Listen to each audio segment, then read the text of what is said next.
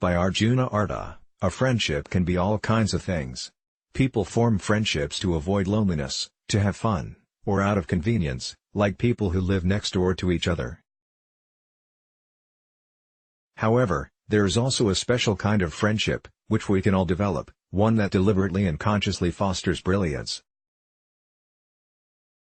You are both setting the deliberate intention to bring forth the very best, the most brilliant thoughts, in each other. Sometimes it is really helpful to engage in this type of friendship with someone who is in the same field as you. For example, one of my very obviously brilliant friendships is with my friend John Gray, who some people know because he wrote Men Are From Mars, Women Are From Venus. We regularly spend time together, and we always end up thinking things we have never thought before, saying things we have never said before, and we even wrote a book together that had never been written before. Jonathan Robertson, who lives in Nevada City where I live, also writes books and likes to talk about a lot of the same things I do. We often go for walks, and we are very clear that the point is not simply to exercise or to talk about movies. The point of the walk is to stimulate each other, to inspire each other, to have new, brilliant ideas. Live on the walk. We have discovered a little technique that really helps with this. When we meet in the parking lot of the trail where we are going to walk, initially we just start walking. After a while, we begin the practice. It starts with one of us talking for 5 minutes about something he has been thinking about. It could be the outline of a book, a blog post, or anything that is percolating. He talks about something that is currently germinating, while the other simply listens, with no interruption. Then, after 5 minutes, we switch to dialogue mode, and the one who is listening can start to interact. We have discovered 3 modes of interaction, and each has its purpose. The first is encouragement. Wow, you're so brilliant.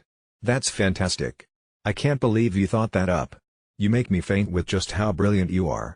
You know, the whole world will be changed by your idea. This way of responding makes the other person feel good, but does not necessarily inspire him to think further beyond where he has gone with his idea. He tends to relax and congratulate himself. It is sometimes helpful to have this kind of encouragement. The second kind of response is critical feedback. Have you thought this through? I don't think that's going to work. I mean, you know, a car driven entirely by soap bubbles, that's a lot of soap bubbles you have to create, and anyway, what about the pollution? Have you even looked into the polluting effects of billions of people emitting soap bubbles all day? Besides which, what's it going to do to visibility on the freeway, if there are all these soap bubbles floating everywhere?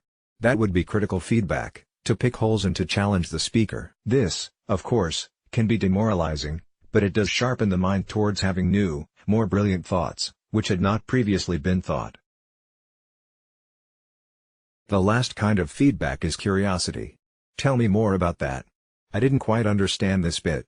So, when you said brilliant, did you mean inspired, did you mean very intelligent, or, by brilliant, did you mean shining brightly? What exactly was your meaning? What exactly do you mean by this word? When you said that you get together with your friend, could it be any friend? Is there anything here to do with age or cultural background? Curious means, tell me more, I'm interested but I don't have enough information. All of these 3 responses are, in one way or another, useful in bringing out the best ideas from your friend: encouragement, criticism, and curiosity. We have discovered that there is an ideal ratio in this practice, approximately 40% encouraging, 10% critical, and 50% curious. At the beginning, when you start to take brilliant walks with brilliant friends in brilliant places, it is a great idea to monitor and ask yourself, what is my default state? Almost everybody has one habitual way of listening and responding. Some people are always encouraging. Oh, this is great. This is wonderful. Fantastic. Thank you. Some other people are repetitively critical. They cannot help but pick an argument with almost everything, especially if they were raised in a very intellectual family or were highly educated at university. These people are typically trained in critical thinking. Some other people, on the other hand, are just naturally curious. It is a great idea, in the beginning, to pay attention to what is your default ratio, and see if you can consciously practice your way to the 40-10-50 ratio. After having read this, I would love to encourage you to go take a brilliant walk with a brilliant friend, expressing brilliant ideas about a brilliant topic that can help all of humanity. If you do that, I would like to invite you to come back right here and report on your brilliant walk in the comments box below.